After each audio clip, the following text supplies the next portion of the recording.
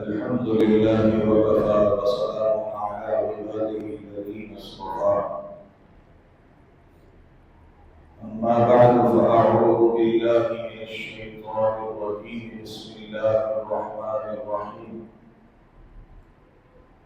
فبما رحمة من الله لنت لهم ولو كنت فظا غليظ القلب لانفضوا من حولك فاعف عنهم واستغفر لهم۔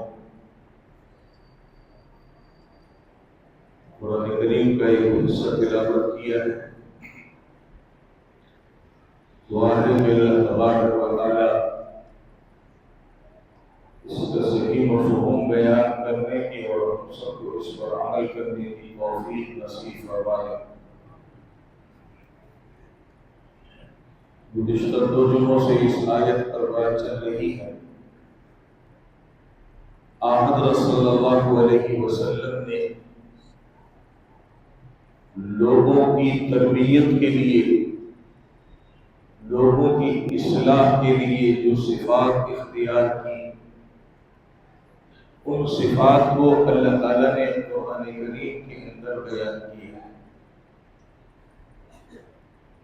آپ کا طریقہ آرڈر جاری کرنا نہیں تھا کہ آپ آرڈر جاری کر دیتے، سامنے والے کے اختیار پر چھوڑ دیتے، کرتے ہو تو کرو، نہیں کرتے تو نہیں کرو، جواب اللہ کو تم نے دیا۔ حضرت صلی اللہ علیہ وسلم نے اللہ تعالیٰ کے احکامات بھی پہنچائے، اور احکامات پہنچانے کے ساتھ ساتھ عملی طور پہ کر کے بتایا کہ یہ کام کیسے کرنا ہے۔ اس کے ساتھ آپ اس بات کے حریص رہتے تھے کہ یہ چیزیں لوگوں میں منتقل ہو جائیں، لوگوں کے اندر آ جائے۔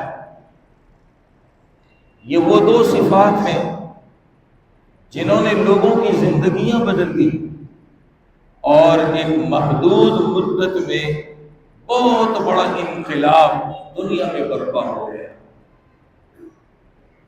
یہ صفات نبی کا امتی اگر اختیار کرے تو یہ امتی بھی اپنے ماتحتوں کے اندر انقلاب پیدا کر سکتا ہے۔ مگر آج سب سے بڑی چیز جو ہمارے لیے رکاوٹ ہے وہ ہے عار اور شرم۔ میں ایک باپ ہوں، میں ایک استاد ہوں، میں ایک بڑا ہوں، منصب پر بیٹھا ہوں، کرسی پر بیٹھا ہوں، میں ایسا کام کیسے اور کیوں کروں؟ یہ شرم ہمیں مار دیتی، جس کی وجہ سے ہمارے بہت سے بنتے کام بگڑ جاتے ہیں۔ سوائے افسوس کی اور کوئی چیز نہیں۔ اگر ہر انسان یہ سمجھ لے مجھے کچھ نہیں آتا، میں خود سیکھنے والا ہوں، سیکھوں پھر سکھاؤں، زندگی بدل جاتی ہے۔ لیکن جب دماغ میں یہ بات آ جاتی ہے، بڑا باپ ہونے کی حیثیت سے، استاد ہونے کی حیثیت سے، پیر ہونے کی حیثیت سے، مسجد کا امام ہونے کی حیثیت سے، فلاں ہونے کی حیثیت سے، نہ وہ خود سیکھ سکتا ہے نہ کسی کی تربیت کر سکتا ہے۔ یہ چیز اپنے اندر سے ہمیں نکالنی ہوگی۔ جب تک اس کو نہیں نکالیں گے، نہ ہمارے گھر کے اندر جو اولاد کی صورت میں ماتحت ہے وہ درست ہو سکتے ہیں، نہ کام کی جگہ پر جو ہمارے ماتحت ہیں، ہمارے نیچے کام کرتے ہیں، وہ درست ہو سکتے ہیں۔ آج کا زمانہ جذبات کا ہے، اور جذبات سے کام لے کر کے ہم بہت سی چیزیں خراب کر ڈالتے ہیں۔ جذبات صحابہ میں بھی تھے، لیکن نبی نے ایسے کنٹرول کیے کہ ہم اس کی مثال نہیں دے سکتے۔ گزشتہ جمعے میں نے بات شروع کی تھی، ہم اپنے ماتحتوں کو یہ سمجھنے لگ جائے کہ سب ایک جیسے اور برابر ہوں گے، ایسا نہیں ہو سکتا۔ میں نے ایک مثال دی تھی کہ اب یہ مسجد میں ماشاءاللہ بہت سارے افراد بیٹھے ہیں، ہم آپس میں ایک جیسے نہیں، ہر ایک کی سوچ الگ ہے، فکر الگ ہے، ہر ایک کے سوچنے کا زاویہ الگ ہے، ہم ایک جیسے نہیں ہیں، تو سارے ہمارے ماتحت ایک جیسے کیسے ہو سکتے ہیں؟ ہماری زندگی اسی میں نکل جاتی ہے، میرے سارے بچے ایک جیسے کیوں نہیں، میرے سارے شاگرد ایک جیسے کیوں نہیں، میرے سارے چاہنے والے ایک جیسے کیوں نہیں، اسی گھٹن کے اندر اپنی زندگی ہم گزار کے چلے جاتے ہیں۔ نبی کریم صلی اللہ علیہ وسلم نے فرمایا الناس معادن، لوگوں کی مثال دیتے ہوئے فرمایا لوگوں کی مثال ایسی ہے جیسے کہ کانیں ہوتی ہیں، کانیں، کسی کان سے سونا نکلتا ہے، پہاڑوں سے کھودتے ہیں نا کہیں، ہمارے یہاں جیسے کوئلہ نکلتے، کوئلے کی کان کہتے ہیں۔ نبی نے فرمایا الناس معادن، لوگوں کی کانیں ہیں کمعادن الذهب والفضة، جیسے سونے کی کان ہوتی ہے، چاندی کی کان ہوتی ہے۔ اللہ کے نبی نے لوگوں کی مثال دے کے سمجھایا۔ آج ایسا ہو سکتا ہے جس کان سے، جس پہاڑ سے سونا نکلے، میں سوچوں کہ یہاں سے چاندی نکل آئے، ہو سکتا ہے؟ یہ ہو سکتا ہے کہ جہاں سے چاندی نکلتی ہے میری سوچ یہ کہے نا یہاں سے میں سونا نکالوں، اب میں لمبی لمبی نفلیں پڑھوں، دعائیں کروں، جادو کروں، یہ کروں، ہو سکتا ہے؟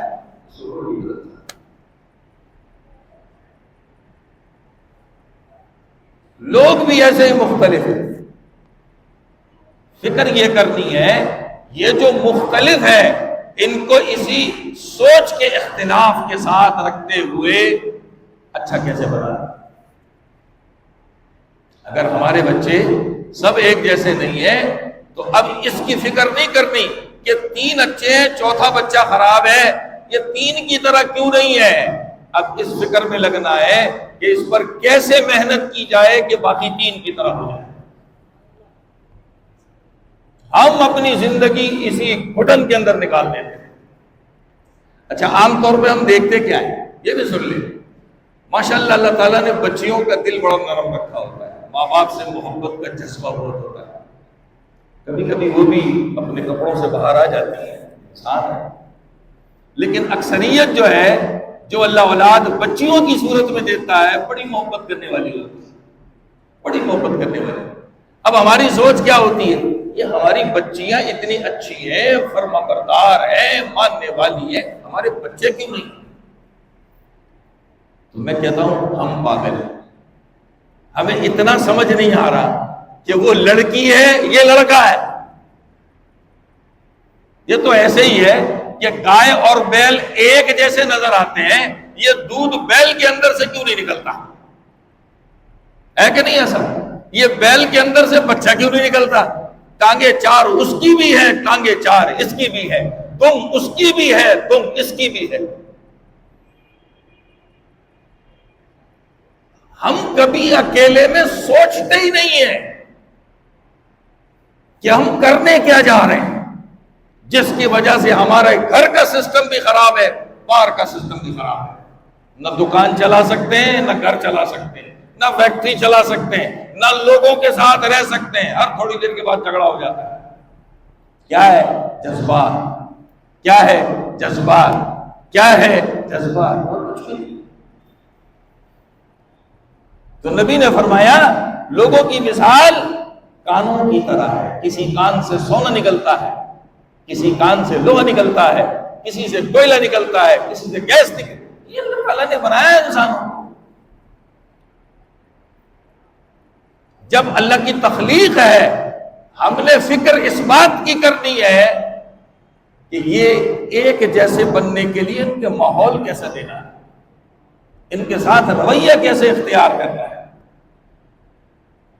جب تک ہم اس چیز کو نہیں سمجھیں گے ہم اپنے آپ کو نہ اپنے ماحول کو بدل نہیں سکتے۔ تو پہلے یہ بات دماغ میں رکھ لیں کہ سب کی سوچ الگ الگ ہوتی ہے، طبیعت کے اعتبار سے سب الگ ہوتے ہیں۔ دوسری سوچ یہ ذہن میں رکھ لیں یہ نہ سمجھیں کہ یہ سارے فرشتے ہیں، کسی سے غلطی نہیں ہوتی. غلطی جب مجھ سے ہوتی ہے تو میری اولاد سے کیوں نہیں؟ سوال یہ ہے، سوال یہ ہے، جب غلطی مجھ سے ہوتی ہے تو میری اولاد سے کیوں نہیں ہوتی؟ آج ہم نے اپنے اندر سے یہ مادہ ختم کر دی. ہماری سوچ یہ ہے بس ایک مرتبہ سمجھا دیا، ایک مرتبہ بتا دیا، ایک مرتبہ یہ کر، اب یہ موت تک بالکل سیدھا چلے. ایسے کیسا ہو سکتا ہے؟ ایسے کیسا ہو سکتا ہے؟ یہ جو ہل چلانے والے ہیں یہ اس بات کو اچھی طرح سمجھتے ہیں، جب بیلوں کے ذریعے ہل چلایا جاتا ہے تو کبھی کبھی یہ جانور بھی لمبے لمبے پاؤں کرتے ہیں، جس کو یہ پنجابی زبان میں کہتے ہیں ٹاپے مار. تو پھر پیچھے سے اس کو ایک لٹھ مارا جاتا ہے. ہم بھی بڑے بڑے ٹاپے مارتے ہیں. کبھی ہم نے سوچا کہ ہمارے ٹاپوں کا اثر ہمارے ماتحت پر کیسے پڑے گا؟ سوچا کبھی؟ نہیں سوچا. یاد رکھیے، میں ایک اللہ والے کا قول سنا رہا ہوں، ایک اللہ والے کا قول سنا رہا ہوں. انہوں نے کہا جس دن میری بیوی اور میرے بچے میری بات کو نہیں مانتے تو میں پریشان نہیں ہوتا. یہ میری بات نہیں مان رہا، میں فوراً سوچنے لگ جاتا ہوں آج میں نے کون سا اللہ کا حکم توڑا ہے. میری بیوی میری نافرمان ہے، میرے بچے میرے نافرمان. خدا کی قسم بہت اچھا راستہ ہم کو دکھا گئے، کمال کا راستہ ہم کو دکھا گئے، کمال کا سوچنے کا زاویہ ہم کو دے کر چلے گئے.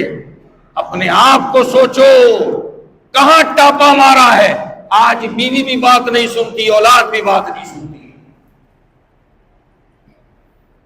زمین کی کسی حصے میں جب کومپل نہیں نکلتی، دانا ڈالا ہے، یوریا ڈالا ہے، پانی ڈالا ہے، یہاں کومپل نہیں نکلی. کیوں نہیں نکلی؟ کچھ ٹاپا لگا ہے. ٹاپا لگا ہے، جانور نے پاؤں آگے بھرا ہے، وہ جگہ چھوڑ دی ہے.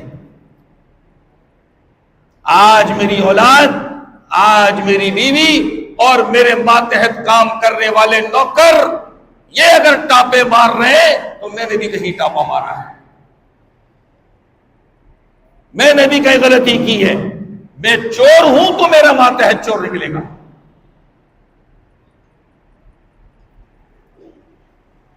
ایک عربی عالم ہے شیخ عبداللہ ناسخ فوزان علوان، انہوں نے ایک کتاب لکھی ہے، اس کے اندر ایک واقعہ لکھا ہے. انہوں نے اسلامی عدالت میں ایک جوان کو لایا گیا، اس نے چوری کی تھی، اور اسلام میں چور کی سزا ہاتھ کاٹنا ہے. قرآن کا حکم ہے السارق والسارقۃ فاقطعوا ایدیہما، پارے 6، مرد چوری کرے عورت چوری کرے ہاتھ کاٹ. اللہ کا حکم ہے. جوان کو جب ہاتھ کاٹنے کے لیے لایا گیا، جلاد سے کہا کہ اس کا ہاتھ کاٹو. اس نے چیخنا شروع کیا، کہا سنو میرا ہاتھ کاٹنے سے پہلے ایک کام کرو. کہا کیا کام کریں؟ کہا میری ماں کی زبان کاٹو، پھر میرا ہاتھ کاٹنا. اس نے کہا میرا ہاتھ بعد میں کاٹنا، میری ماں کی زبان پہلے کاٹ دو. شیخ عبداللہ ناسخ علوان لکھتے ہیں، اس سے لوگوں نے پوچھا یہ کیا بات کر رہا ہے؟ وہ جوان کہنے لگا جب میں چھوٹا تھا میں نے پڑوسی کے گھر سے ایک انڈا چوری کیا تھا. انڈا، جب میں وہ انڈا چوری کر کے گھر پہ آیا، نہ میری ماں نے میری گرفت کی کہ یہ کیوں کیا، نہ مجھے میری ماں نے یہ کہا کہ جا پڑوسی کو واپس کر کے آ جا، بلکہ اس وقت میری ماں نے کہا تھا اللہ تیرا شکر ہے میرا بچہ آدمی بن گیا، جوان بن گیا. اس وقت میری ماں نے کہا تھا اللہ تیرا شکر ہے میرا بچہ آدمی بن گیا، جوان بن گیا۔ یہ جوان کہنے لگا کاش میری ماں اس وقت میری گرفت کر لیتی، آج میں اتنا بڑا چور نہ بنتا اور آج میرا ہاتھ نہ کاٹا جاتا۔ پہلے میری ماں کی زبان کاٹ دو۔ ہم اپنے آپ کو پارسا سمجھتے ہیں۔ پارسا کیوں سمجھتے ہیں؟ میں باپ بن گیا، میں سیٹھ بن گیا، میں امام بن گیا، میں پیر بن گیا، میں استاد بن گیا، میں پارسا ہوں، میں کچھ بھی نہیں کر سکتا۔ یہ کیسے ہو سکتا ہے؟ کیسے ہو سکتا ہے؟ یہ ہماری جو کھوپڑی کی یہ سوچ ہے، میں یہ بن گیا، میں یہ ہوں، میں یہ بن گیا، میں یہ ہوں، میں یہ بن گیا، میں یہ ہوں، بس سمجھ جاؤ یہیں سے ہمارا جنازہ نکل جاتا ہے۔ نہ خود سیدھے ہوتے نہ ہمارے ماتحت سیدھے ہوتے۔ یہ جو پھول لگتے ہیں نا، باپ کا پھول، استاذ کا پھول، پیر کا پھول، امام کا، یہ پھول اتار دو سارے، انسانیت کا پھول لے آؤ۔ میں بھی انسان ہوں، میرے بچے بھی انسان ہیں، میرے شاگرد بھی انسان ہیں، سب انسان ہیں۔ دیکھو ماحول کیسا اچھا ہوتا ہے۔ جس دن ہم نے یہ سوچ اپنی بدل دی، خدا کی قسم میرے گھر کا ماحول بھی اچھا ہو جائے گا اور میرے کاروبار کا ماحول بھی اچھا ہو جائے گا۔ آج ہم اپنے آپ کو بدلنے کے لیے تیار ہی نہیں۔ میری تو سوچ یہ، میرے اندر وہ ساری صفات ہے جو حضرت جبریل میں ہے، میں کوئی غلطی تھوڑی کر سکتا ہوں۔ جس دن یہ سوچ ختم ہو گئی، بس انشاءاللہ ہمارے کامیابی کے زینے شروع ہو جائیں گے، ہم چڑھیں گے انشاءاللہ۔ تو دوسری چیز یہ یاد رکھیں کہ ہمارا ماتحت غلطی کرے گا، کیوں کرے گا؟ ہم سے غلطی ہوتی ہے۔ جہاں غلطی ہو فوراً اپنی زندگی دیکھو، کہاں میں نے ٹاپا مارا ہے، کہاں میں نے غلطی کی ہے، کون سا اللہ کا حکم توڑا، کون سا اللہ کا حکم توڑا۔ آج میرا نوکر، آج میری بیوی، آج میرے بچے، آج میرے شاگرد میرے نافرمان بن چکے ہیں۔ سب سے پہلے یہ دیکھیں، سب سے پہلے یہ دیکھیں۔ دو چیزیں میں نے سارے ایک جیسے نہیں ہوتے، فکر کرنی ہے کہ بن جائے۔ دوسرا یہ کہ غلطی ہم سے ہو سکتی ہے۔ اب جب غلطی ہوتی ہے، اب ہماری غلطی، ہم آتے ہیں جذبات، اور جذبات میں سارے کام خراب کر دیتے ہیں۔ سب سے پہلی چیز جذبات میں کیا ہے؟ گالیاں دینا شروع کر دیتے ہیں۔ اب یہ بھی نہیں دیکھتے، میں اپنے ہی بچوں کو گھر میں خواتین کے سامنے گالیاں دے رہا ہوں۔ ہماری عقل ایسی مبہوت ہو جاتی ہے، حواس باختاب بن جاتے ہیں، ہمیں اتنی تمیز نہیں ہوتی کہ ہم اپنے گھر میں خواتین کے سامنے بچوں کو گالیاں دیں۔ پھر یہ بھی نہیں سوچتے کہ ان بچوں پر ان گالیوں کا اثر کیا ہوگا، کبھی نہیں سوچتے۔ اگلا نقصان کیا ہے؟ اگلا نقصان یہ ہے کہ ہم نے اپنے دماغ میں ایک بات بٹھا لی، آج یہ پنکھا اگر سست چلنے لگ جائے، اب ہماری سوچ یہ بن گئی ہے قیامت تک سوسی چلے گا، تو بھائی کسی کاریگر کو بلا دو، اس کو ٹھیک کرا دو، یہ دوبارہ ٹھیک ہو جائے گا۔ ہوگا کہ نہیں ہوگا؟ نہیں، ہم نے اس پر محنت نہیں کرنی، بس دماغ میں بٹھا لیا یہ نکما ہے، یہ نکما ہے، یہ ایسا ہے، یہ بغیرت ہے، یہ فلانا ہے، یہ ایسا ہے۔ بچے کے اوپر، اپنے شاگرد کے اوپر، اپنے ماتحت کے اوپر ایسی چھاپ لگا دیتے ہیں، وہ اس کو جب نہلاتے ہیں نا تختے پہ، وہ چھاپ وہاں تک لگی رہتی ہے۔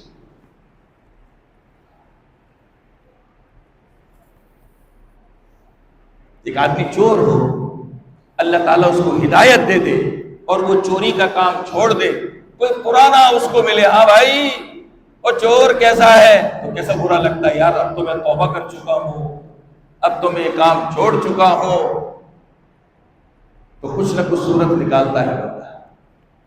اس کو بتا دوں کہ اللہ کا فضل ہے، الحمدللہ یہ کام میں نے چھوڑ، میں نے توبہ کر لی۔ یہ چیز ہم اپنے ماتحتوں میں کیوں نہیں سمجھتے؟ ہم ایسی چھاپ لگا دیتے وہ موت تک اس کے ساتھ چلتی ہے، موت تک اس کے ساتھ چلتی ہے۔ آج ہماری ذات سے اگر کسی کو فائدہ نہیں ہے، اس کی سب سے بڑی وجہ یہ ہے کہ ہمارے اندر صلاحیت نہیں ہے۔ کسی علاقے میں پی ایم ٹی لگ جائے اور پی ایم ٹی میں لائٹ نہ آتی ہو، اپنے گھروں میں، دکانوں میں، فیکٹریوں میں لاکھ بٹن لگا لو، لائٹ آئے گی؟ ہم پی ایم ٹی ہیں، ہمارے اندر ہی لائٹ نہیں ہے تو ہم آگے لائٹ کا منتقل کریں گے؟ ہو سکتا ہے ایسا؟ کبھی نہیں ہو سکتا، کبھی بھی نہیں ہو سکتا ایسا۔ ہم اپنے آپ کو بدلنے کی کوشش ہی نہیں کرتے، لیکن چاہتے کیا ہے؟ میری اولاد اچھی ہو جائے، میرے نوکر اچھے ہو جائیں، میرا حکم جن کے اوپر چلتا ہے سب میری آنکھ کے اشارے پر ناچیں۔ یہ ناممکن ہے بھیا، ایسا نہیں ہو سکتا، یہ ناممکن ہے، ایسا نہیں ہو سکتا۔ ہمیں بھی کچھ کرنا پڑے گا، ہمیں بھی کچھ کرنا پڑے گا، ایسا نہیں ہو سکتا۔ اس کے لیے فکر کرنی ہے کہ ہم کیسے بدلیں اپنے آپ، ہم کون سی صفات اپنے اندر پیدا کریں، وہی صفات پیدا کریں جو نبی کی۔ میں نے دو صفات 2 جمعوں سے بیان کر رہا ہوں، 2 جمعوں سے۔ آپ نے عمل کر کے بتایا، اور دوسرا آپ فکر میں رہتے تھے کہ یہ چیز اس کے اندر آ جائے۔ ہمارے اندر دونوں نہیں۔ میں نمازی نہیں ہوں، مگر چاہتا کیا ہوں؟ میرا بیٹا تہجد پڑھے رات کو۔ میں 5 وقت کی نماز نہیں پڑھتا، لیکن میری چاہت کیا ہے کہ میرا بچہ تہجد گزار بھی ہو۔ ایسا کیسے ہو سکتا ہے؟ ایسا کیسے ہو سکتا ہے؟ پہلے اپنے آپ کو بدلنے کی ضرورت ہے۔ جب آدمی اپنے آپ کو بدلتا ہے بہت کچھ ملتا ہے۔ میں ایک روایت سناتا ہوں، مسلم شریف امام مسلم رحمۃ اللہ علیہ نے نقل کی۔ سرکار دو عالم صلی اللہ علیہ وسلم نے فرمایا، میں اپنے الفاظ میں سناتا ہوں، اللہ کرے سمجھ آ جائے۔ نبی نے فرمایا، ایسی چیز کا حریص بن جا جو تجھے فائدہ دے۔ حریص تو جانتے ہیں نا، مجھے مل جائے، مجھے مل جائے، مجھے مل جائے، مجھے مل جائے، یہ حریص ہے۔ نبی نے فرمایا، ایسی چیز کا حریص بن جا ما ینفعک، جو تجھے فائدہ دے دے۔ میں مثال دے رہا ہوں، برا مت مانیے گا۔ پیسہ آج اس کے ہم حریص ہیں، صبح دوپہر شام، نیند، کھانا پینا، باتھ روم، سب میں فکر اسی کی ہے کہ نہیں؟ پیسہ آ جائے، پیسہ کما لے، پیسہ آ جائے، پیسہ کما لے، پیسہ آ جائے، پیسہ کما لے، ہے نہیں؟ تو ہم اس کی فکر بھی سوچتے رہتے ہیں نا۔ نماز میں بھی یہ سوچتے ہیں کہ اب یہ کیا کرنا ہے، یہ کیوں ایسا کرنا ہے، کیا کرنا ہے، کیسے کریں گے تو پیسہ آئے گا، اور یوں کریں گے تو یوں آئے گا، اور یوں کرتے نہیں کرتے۔ یہ ہم سے ہوتا ہے، کمزور ہے۔ میں کسی کی برائی بیان نہیں کر رہا، ہم سب ایسے ہی ہیں۔ حریص ہے کہ نہیں ہے؟ اب جب حریص ہے تو فکر بھی اسی کی ہوتی ہے کہ ہمارا کھانا بھی بزنس بن جاتا ہے، عبادت بھی بزنس بن جاتی ہے، رات کو سپنے بھی اسی کے دیکھتے ہیں۔ کیوں؟ یہ سوچتے ہوئے سو جاتے ہیں، کل یوں کرنا ہے تو یوں آئے گا، یوں کریں گے تو یوں جائے گا، یوں کریں گے تو یوں آئے گا۔ نبی فرماتے ہیں، اس چیز کا حریص بن جا جو تجھے فائدہ دے۔ دوسری بات فرمائی، وَاسْتَعِنْ بِاللَّهِ، ساتھ اللہ سے مدد بھی مانگتا رہا کر۔ تیسری بات بھی بتائی، فرمایا وَلَا تَحْجِزَنَّ، اپنے آپ کو کاہل، سست، عاجز بنا کر کے نہ بیٹھ جانا۔ آج ہم کاہل بن گئے۔ میں اگلی بات جو کہنے جا رہا ہوں پیش کی آپ سے معذرت چاہتا ہوں، اور ہمیں کاہل بنایا ہے موبائل۔ نہ دفتر کا کام کر رہے ہیں، موبائل پہ لگے پڑے، نہ گھر میں بیوی سے بات، نہ بچوں سے بات، نہ کھانا، نہ سونا، وہ موبائل پہ لگے پڑے۔ میں دشمنی موبائل پہ بھی استعمال کرتا ہوں، لیکن اللہ کا کرم ہے کہ موبائل کے پیچھے ایسا حریص بھی نہیں بنا کہ 24 گھنٹے اڑنا بچھونا اسی کو بنا لیں۔ یہ ضرورت ہے، ضرورت کے درجے تک ہوتی ہے بھیا۔ ہم نے ضرورت نہیں، موبائل کو لباس بنا لیا، کپڑا۔ جیسے لباس ہم پہنتے ہیں نا ایسے ہم نے اس کو بنا لیا ہے۔ میں کوئی پارسا نہیں ہوں، کوئی بہت بڑا عابد، میں بھی آپ ہی کی طرح انسان ہوں، لیکن اپنی زندگی کا ایک سسٹم بنانا پڑتا ہے کہ کب میں نے موبائل استعمال کرنا ہے، کب نہیں کرنا، بس اتنا سا۔ اکثر میں اس لیے کہتا ہوں کہ اللہ کرے کہ مجھ سمیت میرا ہر بھائی اس غلطی سے باہر آ جائے، ورنہ میں ایک جملہ آپ کو بہت عرصے پہلے سنا چکا ہوں، وہ وقت دور نہیں ہے ہم اللہ کے حضور نماز پڑھنے کھڑے ہوں گے، نماز کے دوران کال آئے گی، باقاعدہ موبائل نکال کے دیکھیں گے ایسا ہو نہیں رہا ہے، اللہ بھول جائیں گے، ہم اللہ کو بھول جائیں گے، کس کے سامنے کھڑا ہوں، اس موبائل کی اتنی اہمیت میرے دماغ میں بیٹھی ہے۔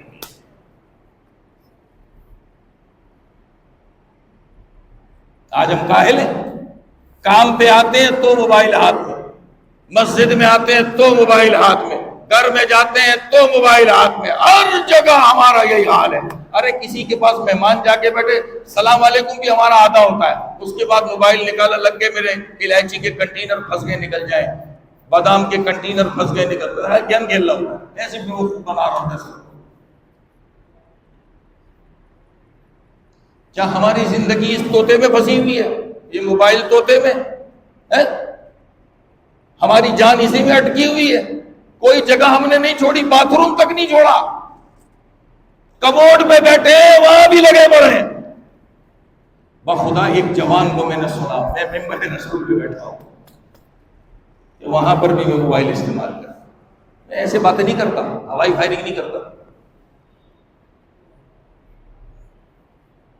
نبی نے 3 باتیں بیان فرمائی، جس کے حریص ہو، جو تمہیں نفع دیتا ہے اس کے حریص بن جاؤ، اس کو چاہنے والے بن جاؤ، لگو اس کے پیچھے۔ ہم چاہتے ہیں کہ ہمارے بچے اچھے بن جائیں، تو حریص کیسے بنیں گے؟ ہم بھی اچھے بنیں گے تو بچے اچھے بنیں گے۔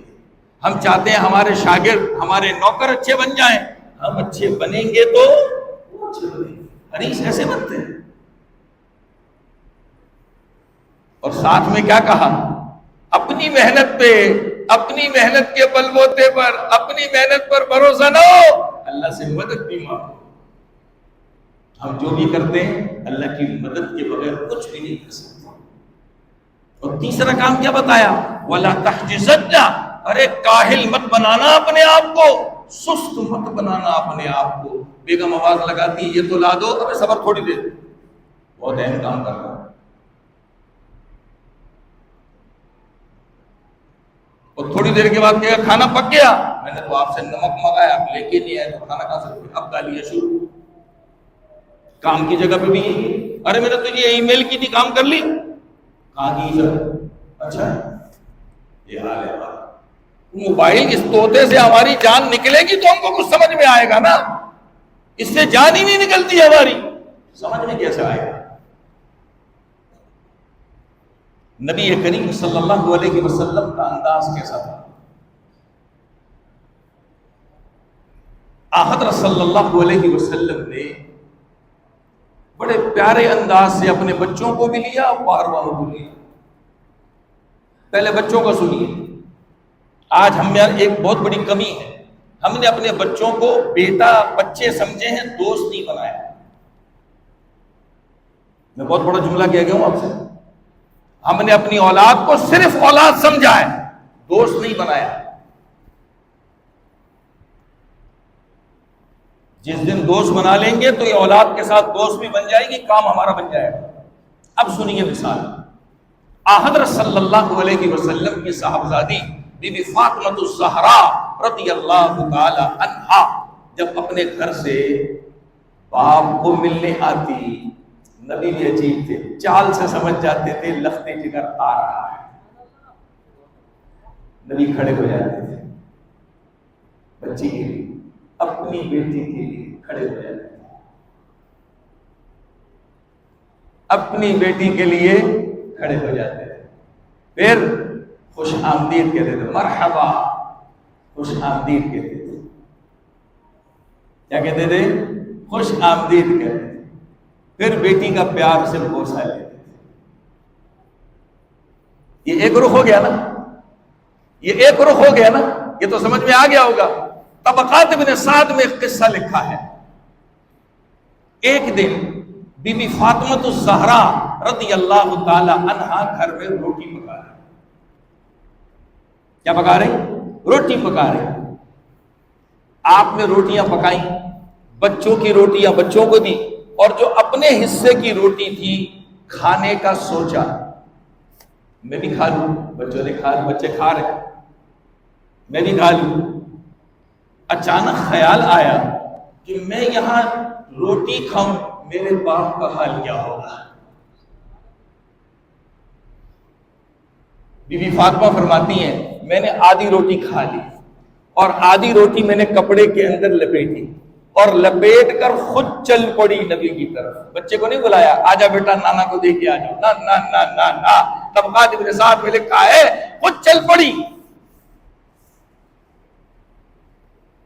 نبی کے گھر پہنچی، پوچھا بیٹا کیوں آئی ہو؟ کہا ابا جان روٹی پکا رہی تھی، میں جب کھانے لگی سوچا پتہ نہیں آپ نے کھانا کھایا ہوگا کہ نہیں کھایا ہوگا، میں نے آدھی روٹی کھا لی اور آدھی آپ کے لیے کپڑے میں لپیٹ کر لے آیا. اللہ بیٹا دے. اگلا جملہ سننا، دل پہ ہاتھ رکھ کے سننا، دل پہ ہاتھ رکھ کے سننا. نبی نے اس سے ٹکڑا لیا، منہ کی طرف لے جانے لگے، فرمایا بیٹا تیرا باپ 3 دن سے بھوکا ہے.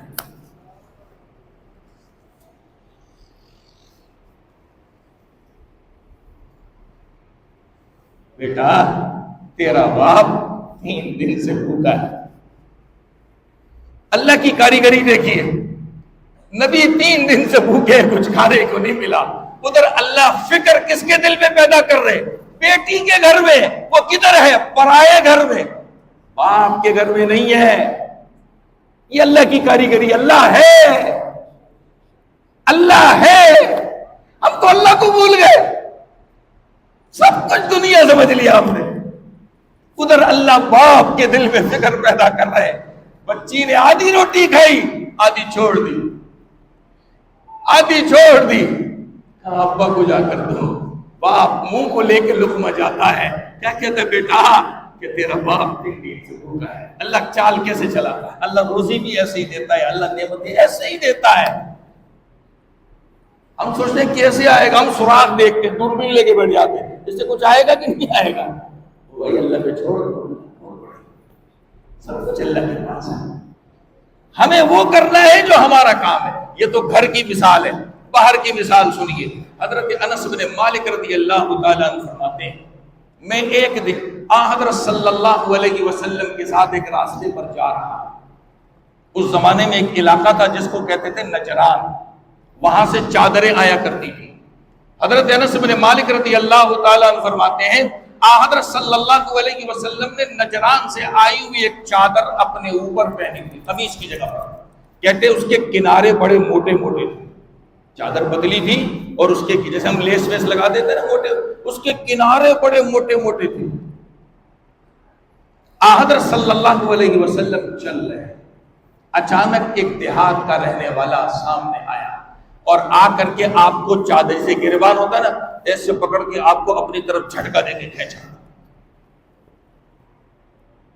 حضرت انس بن مالک رضی اللہ تعالیٰ عنہ فرماتے ہیں اس کھینچنے کا اثر میں نے نبی کے کندھے پر دیکھا کہ وہ جو اس کے کنارے موٹے تھے اس سے آپ کا کندھا لال ہو گیا. سوچئے کیسا کھینچا ہوگا،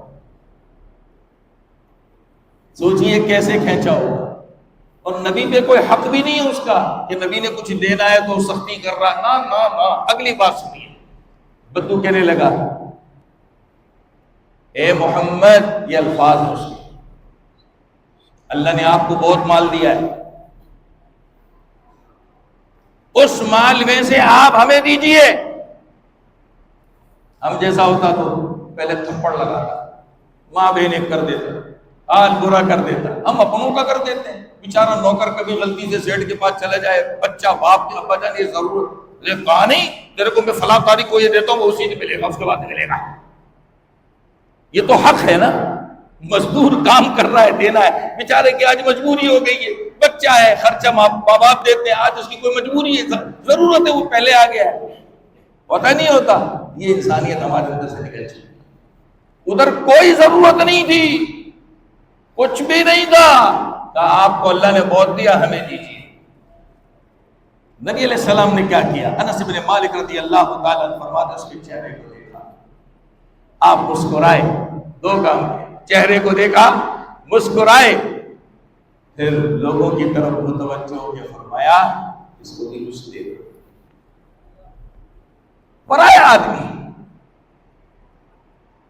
پرایا آدمی ہے، اب جیسے سامنے سے ایسی چیزوں کا مظاہرہ ہوگا، کیا وہ اسلام لائے بغیر رہ سکتا ہے؟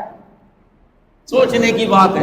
ہمارے بچے، ہمارے نوکر تو مسلمان ہیں، ہم بھی اگر ایسی صفات اختیار کر لیں، وہ ہمارے پاؤں چاٹے بغیر پھر رہ نہیں سکتے۔ سوال تو یہ ہے نا کہ میں کروں کیسے؟ میں تو سیٹ پر ہوں، میں پڑا ہوں، میں تو سیٹ پر ہوں، میں پڑا ہوں، میں اسی چیز نے ہم کو مار دیا ہے۔ نہ اولاد کی تربیت کر سکے، نہ اپنے ماتحتوں کی تربیت کر سکے۔ ہمیں تبدیلی لانی پڑے گی۔ جب تک ہم نہیں بدلیں گے اس وقت تک ہمارا ماحول نہیں بدل سکتا۔ اللہ ان کی توفیق نصیب فرمائے۔